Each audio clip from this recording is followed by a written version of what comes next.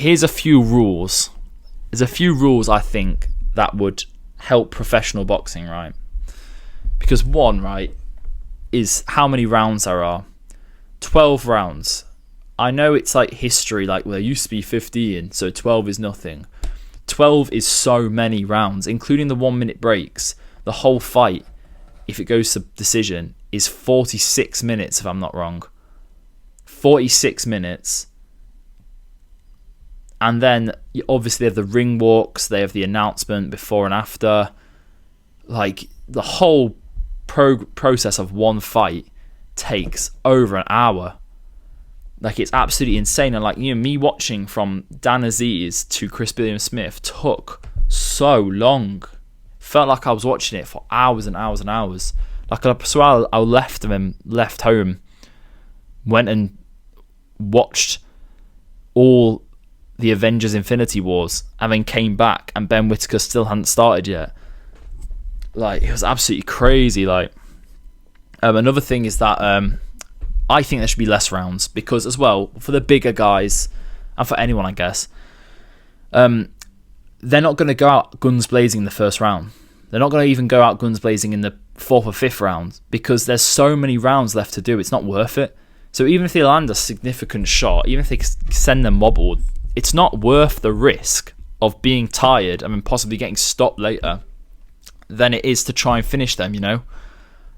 Which is crazy to me, especially with these cruiserweights who do slow down. They're so muscular, they fatigue over time. But I honestly think, you know, something like the Ben Whittaker fight, 5 or 6 rounds, and then the Chris Billiam fight, 6 to 8 rounds, something like that for main events. It doesn't have to be 12 rounds, right? It takes the excitement away as well.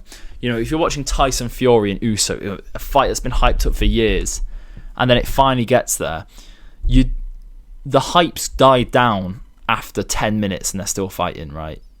I don't think they need 12 rounds. And as well, I think this will mean that people are more active. I think 12 rounds is a lot of damage to take. 12 rounds of fighting is so long. It's so much damage to take. Has such a knock-on effect. Like, you might be injured for months afterwards. If you halve that, people are going to be a lot more active. You're going to be able to see the fights, all the fights you wanted to see, because they're doing half the amount of damage, you know. Maybe Fury would have fought AJ Usyk and, I don't know, Daniel Dubois all in the same year if it was only 6 rounds. But it's 12 rounds, so it's a lot of preparation as well. I don't think it needs to be. Adding to that, I think when it comes to clinches, I think they need a football sort of system, football extra time sort of system, where there's someone with a stopwatch counting when there's not injury time, but when there's clinch time, right? Someone with a stopwatch, dedicate one of the many judges that are probably corrupt anyway, right? With a stopwatch, time the amount that they're in the clinch, right? I mean, at the end of the 3-minute round, add that on.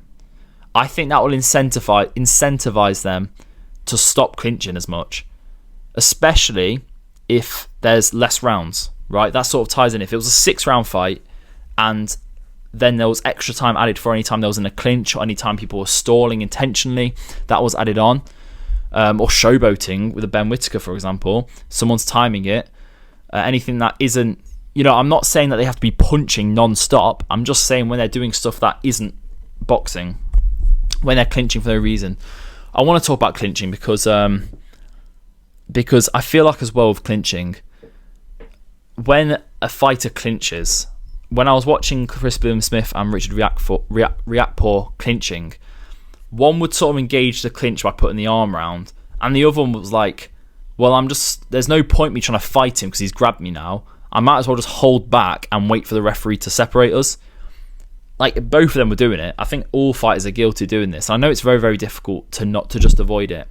But when someone engages the clinch, the other one just does it with them, because it's like, there's no point me struggling. I might as well just wait for the ref to separate us.